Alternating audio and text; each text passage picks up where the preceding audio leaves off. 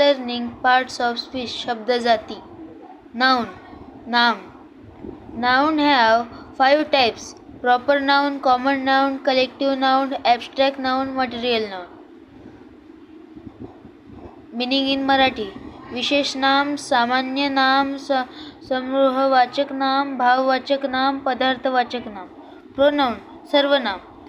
सर्वनाम have 7 type of noun: personal pronoun, interrogative pronoun, relative pronoun, demonstrative pronoun, infinitive pronoun, distributive pronoun, reciprocal pronoun. Third, verb.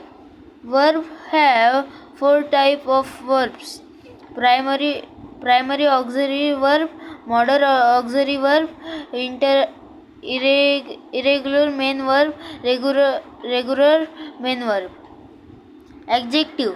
Adjective have 2 types of adjective: regular adjective and irregular adjective.